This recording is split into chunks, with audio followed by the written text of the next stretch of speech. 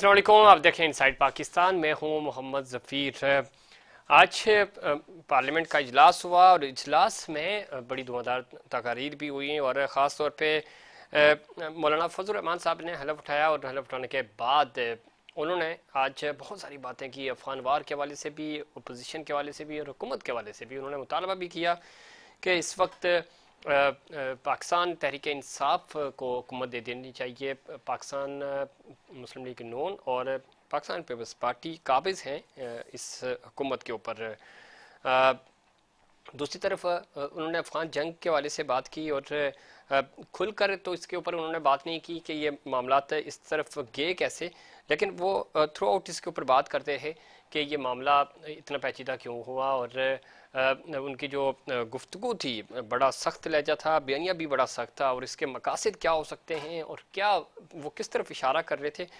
Programme में आगे चल के इसके ऊपर भी बात करेंगे। और ख़ास तौर पे जब हम मौलाना फजल रहमान साहब की बात करते हैं तो वो पिछले कई दिनों से एक बड़ा ज़बरदस्त किस्म का बयानिया भी बना रहे हैं और सड़कों पर आने की बातें कर रहे हैं। पाकिस्तान तहरीक इंसाफ भी सड़कों पर आने की बातें कर रही है, लेकिन इस पूरे अमल में फ़ायदा किसको होगा और क्या हुकूमत इसके ऊपर कोई बातचीत आगे करेगी। जिस तरह मौलाना फजल रहमान साहब ने आज दो टोक अंदाज में अपनी तकरीर की, इससे बज़ाहिर तो ये लगता है कि वो एक लंबे प्लान के साथ आ रहे हैं और पार्लियामेंट के अंदर रहते हुए हुकूमत को टफ टाइम मिलने वाला है। मौलाना साहब ने मुल्क भर में धांधली का जिक्र किया और ख़ास तौर पर उन्होंने दहशत गर्दी की धमकियों की वजह से वो इंतखाबी मुहिम नहीं चला पाए, उसके ऊपर भी उन्होंने बात की। अदालती सिस्टम के हवाले से अगर हम बात करें तो वो और ख़ास तौर पे जो माजी में जितना भी हमारे मार्शल्लाज हुए उसके ऊपर उन्होंने कोई जिक्र नहीं किया। टारगेट उनका मुस्लिम लीग नून और पाकिस्तान पीपल्स पार्टी ही रहे। उन्होंने ये भी नहीं बताया कि जो दहशत गर्दी के हवाले से वो कह रहे हैं कि क्या कौन कौन से डेलीगेशन ऐसे जाते रहे जो बातचीत करते रहे, चाहे वो टीटीपी हो या अफगान तालिबान हों। इस पर मज़ीद बात करेंगे। हमें ज्वाइन किया है जनाब मोहम्मद यासीन आज़ाद साहब ने, सीनियर सियासतदान हैं, सीनियर कानूनदान हैं। बहुत शुक्रिया यासीन आज़ाद साहब प्रोग्राम में वक्त देने के लिए। सब किस तरह देखते हैं, एक तो ये कि अभी तक बहुत सारी चीज़ें हैं, हुकूमत के ऊपर दबाव बढ़ भी रहा है और हुकूमत भी अपना काम कर रही है। जिस तरह आज मौलाना साहब माजी में इत्तेहादी रहे और बड़े ज़बरदस्त इत्तेहादी रहे, मुस्लिम लीग नून के भी और पाकिस्तान पीपल्स पार्टी के भी। आज उन्होंने हलफ लिया और उसके बाद खुले अल्फाज में उन्होंने दो टोक मौक़िफ़ पेश करने की कोशिश की। कुछ एरियाज़ उन्होंने नहीं टच किए, शायद उन्होंने भी उस चीज़ को मुनासिब नहीं समझा। दूसरा ये कि बार बार ये बात हो रही है, मुदाखलत की बातें हो रही हैं, आइन और कानून की बालादस्ती की बात हो रही है।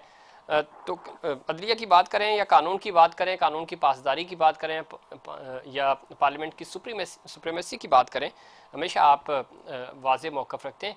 क्या वजह है कि अभी तक हमारे पार्लियामान के अंदर बैठे हुए लोग भी कन्फ्यूजन का शिकार हैं या मसलहत का शिकार हैं? वो ना खुलकर बात करते हैं, ना वो चैलेंज करते हैं और ना जो राइट आम आवाम ने उनको दिया है अपने वोट से उसका वो इस्तेमाल कर रहे हैं। तो क्या वजह है, कन्फ्यूजन कहाँ आ रही है? ये हमारी जो लोग जीत कर गए हैं वो कन्फ्यूज है या टॉप लीडरशिप में कन्फ्यूजन है या कोई स्टैब्लिशमेंट का प्रेशर है? देखिए सर, हमारी 2 रोज़ा कॉन्फ्रेंस की दौर में जी जी आसमा जहांगीर के हवाले से एग्जैक्टली और मुख्तलिफ मसबा फिक्र के लोगों को वहाँ दावत दी गई थी, जिसमें माशियात के माहिर भी थे, सबका गवर्नर स्टेटमेंट भी था और पॉलिटिकल लीडर भी थे, अख्तर मंजिल भी था, खाकान अब्बासी और बहुत बड़े सियासी क़यादत भी अपनी जगह मौजूद थी। तो कल जो कंक्लूडिंग सेशन था, यूसुफ रजा गिलानी साहब उसमें चीफ गेस्ट थे, उनकी मौजूदगी में, तो मैंने वहाँ भी ये कहा था कि सियासतदान मेहरबानी करें और अपने सियासी इख्लाफात को बुलाकर एक प्लेटफॉर्म पे आए। और मैंने उस वक्त भी इस बात को कंडेम किया कि जो शहरियार अफरीदी ने कहा कि हम पॉलिटिकल लोगों से मुज़ाकरात तो नहीं करेंगे, लेकिन चीफ ऑफ आर्मी स्टाफ और ISI के सहबाज से मुलाकात करने के लिए तैयार हैं। मैं हैरान हूँ अपनी सियासी जमातों पे कि ये जानते हुए भी कि एस्टेब्लिशमेंट का आइन के अंदर सियासत में कोई रोल नहीं है। और मैं बार बार एक बात रिपीट करता हूँ जी कि उनके ओथ को अगर देखें तो उनको के लिए सियासत से बातचीत करना सख्ती से मना है, लेकिन इसके बावजूद बजाय सियासी जमातों के सबसे ज्यादा सियासत हमारे वही एस्टेब्लिशमेंट के लोग करते हैं, जो हमारे पाकिस्तान के लिए सबसे ज्यादा नुकसानदेह है। दूसरी बदकिस्मती हमारी ये है कि हर पॉलिटिकल पार्टी कोशिश ये करती है कि उनकी मदद ली जाए। इसका मतलब ये हो गया कि सियासी जमातें खुद उनको इस बात का मौका दे रहे हैं कि वो आए और इनके मामला में मदाखलत करें। अब जो ये सूरत है ये मेरे नजदीक इंतहाई तशवीशनाक है। सवाल ये पैदा होता है कि पार्लियामेंट का जो इदारा है जी वो एक कानून साज इदारा है और उसका काम है कानून साजी और अपने मसले मसाइल का हल पार्लियामेंट के अंदर बैठ के तय करने का। हर आदमी और हर पॉलिटिकल पार्टी ये बात अंडरस्टैंड करने के लिए तैयार नहीं है कि हमारे मुल्क के हालात इंतहाई खराब हैं, माशी तौर पर हम तबाही बर्बादी के दाने पे खड़े हैं और जून 2024 में हमारे पास कर्जों की जो लिमिट है वो 26,000 खरब से भी ज्यादा हो जाएगी। कल मैंने अपनी इस बात को पूछा माशियात के जो माहिर हैं, मैंने कहा आप सारे के लिए कहते हैं स्टेट बैंक के गवर्नर ने ही इस मुल्क का इंटरेस्ट जो था वो 22% दिया था और कल वो बजाय डिफेंड करने के वो अपनी राय दे रहे थे, लेकिन किसी भी आदमी ने या किसी भी एक्सपर्ट ने मुझे ये नहीं बताया कि वो इस मुल्क में से जो लोगों को कर्जे की दलदल से कैसे निजात दिलाएंगे, इसका हल कोई नहीं बता रहा। आखिर क्यों? क्या आपका ये फर्ज नहीं बनता कि पाकिस्तान के 25 करोड़ आवाम को बताएं कि हम ये तरीकाकार अडाप्ट करने के लिए तैयार हैं और इस तरीकाकार के तहत इंशाल्लाह हम 2 साल या 4 साल के अंदर अंदर पाकिस्तान के कर्जों से पाकिस्तान को कर्जों से निजात दिलाएंगे, IMF के चुंगल से बाहर निकलेंगे। ये तो मुझे कोई बात नहीं, इसकी राय देने के लिए तैयार नहीं है और न कोई तरीकाकार बताने के लिए तैयार है। आप जिस अंदाज से आप कर्जे ले रहे हैं IMF से, वो सारे के सारे कर्जे आप सूद की सूरत में वापस कर रहे हैं।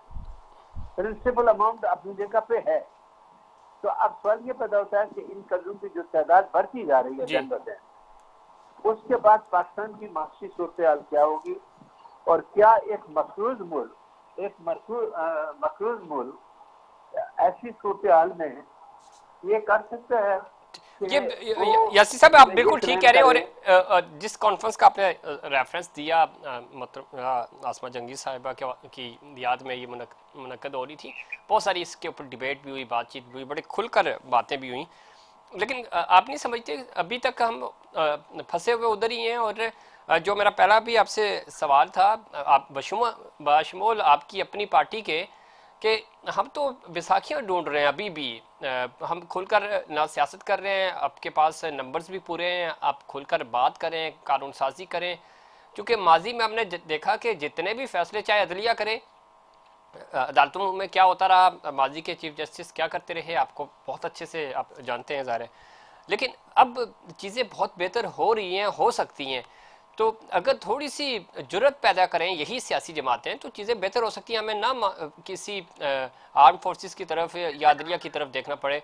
जब पार्लियामेंट आपके पास मौजूद है, आप कानून साजी वहाँ कर सकते हैं, आप अपने फैसले वहाँ कर सकते हैं। तो ज़ाहिर है जब इस फोरम से फैसले नहीं होते तो तब मामला अदलिया के पास जाता है, अदलिया से भी चीज़ें टैकल नहीं होती तो फिर इस्टेब्लिशमेंट अपना इनपुट देती है। तो क्या ज़रूरत पड़ती है कि हमें अपना फोरम छोड़कर बाहर जाना पड़ता है? जी जी जी जी, किससे पूछ रहे हैं सर? मैं इसी उस पे पूछ रहा हूँ कि आसमा जहांगीर के हवाले से तो प्रोग्राम तो था ही, वो असूलों पे, इन चीज़ों पे हमेशा उन्होंने अपनी जंग लड़ी। आज भी हम जो लोग पार्लियामेंट के अंदर बैठे हैं वो अपने असूलों पे करें, तो उनके पास तो फोरम मौजूद है, इतना अच्छा मौका है। इससे बेहतर क्या होगा कि आप अपने लिए कानून साजी करें और अपने जो हकूक हैं वो हासिल करें। आप डिपेंड करते हैं इस्टेब्लिशमेंट पे और अदलिया पे, तो ज़ाहिर है फिर अगर वो फैसले करेंगे तो वो फिर फैसले आपको पता ही है कैसे हुए माजी में। जैसे सर जहाँ तक सियासी जमात, जी जी हेलो, जी जी जी सुन रहे हैं हम आपको। मुझसे पूछ रहे हैं ना, जी जी, बीच आप में ही से पूछ आवाज रहे हैं यासीन साहब, आपसे। जी जी। बीच में आवाज आ रही थी इसलिए मैं कर रहा था। देखें, बात यह है कि मैंने कल भी ये बात कही है कि सियासी जमातों को इस मुल्क पे रहम खाना चाहिए। बाशमूल मैंने अपनी जमात को भी कल बिल्कुल ठीक। क्रिटिसाइज किया ठीक। है। बाशमूल इसके कि तमाम में आप जो मर्जी करें। आज मैं थोड़ी देर पहले मौलाना फजलुर रहमान साहब की तकरीर सुन रहा था, वो भी धमकियां देने पे उतर आए हैं। क्या मौलाना फजलुर रहमान साहब को या पीटीआई को इस बात का अंदाजा नहीं है कि पाकिस्तान के हालात क्या हैं? बाखूबी पता है। इसका यासीन मतलब ये है कि साहब, मैं माजरत आप मैं ऐड कर दूं, मौलाना साहब को तो पता है, जब भी तो वो धमकियां दे रहे हैं ताकि उनका उनका वेट लग सके, उनका रेट लग सके। वो तो यही करते हैं, ब्लैकमेल करेंगे आप, हुकूमत बातचीत पे मजबूर हो जाएगी कि नहीं हम तो अफोर्ड नहीं कर सकते हैं, चार चीजें वो फायदे उठाएंगे कि मिनिस्ट्री एडजस्ट कराएंगे। तो ये तो करते आए हैं वो माजी में भी। देखें, अगर आप अपना अगर रेट लगवाने की बात करते हैं, तमाम सियासी जमातें अपनी अनाज की जंग लड़ रही हैं, कंप्रोमाइज करने के लिए तैयार नहीं, बैठ के मसले मसाइल का हल नहीं निकाल रहे हैं। जी जी।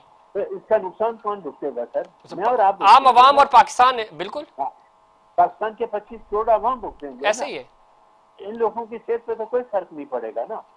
क्या पार्लियामेंट में हमने इसलिए इन लोगों को भेजा कि वहाँ एक दूसरे को मुंह की गालियां दें, एक दूसरे का गिरबान पकड़ें और जिम्मेदार तकरीरें करें? पार्लियामेंट का ये काम नहीं। पार्लियामेंट का काम है पार्लियामेंट के अंदर बैठ के कानून साजी करें और अपने मसले मसाइल का हल ढूंढें। वो तो आप करने के लिए तैयार नहीं है। ठीक। मैं इसीलिए, अच्छा, अब सवाल ये पैदा होता है कि अगर पाकिस्तान के सियासतदान, जिनकी ये जिम्मेदारी है कि पाकिस्तान को क्राइसिस से निकालें, वो एक प्लेटफॉर्म पर आके बैठने के लिए तैयार नहीं है, तो इससे आप ये मुझे बता दें कि क्या पाकिस्तान क्राइसिस से निकलेगा या मजीद क्राइसिस के अंदर जो है ना वो फंस जाएगा? तो आप पाकिस्तान इसमें को तो मजीद क्राइसिस से फंसेगा निकाल। यासीन साहब। और एक चीज और, जो जिस फोरम पे कल आप मौजूद थे, इसके ऊपर इस तरह के पहले भी, और शायद हकान अब्बासी, मुफ्ती इस्माइल साहब और मुस्तफा नवाज खोखर साहब कोशिशें कर रहे हैं, या अब आपने देखा कि आपकी अपनी जो बार एसोसिएशन है वो भी ये बातें कर रही हैं।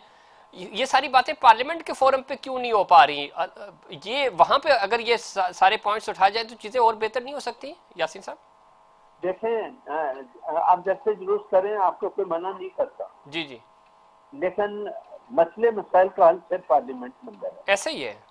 और पार्लियामेंट के अलावा मसले का कोई हल नहीं है।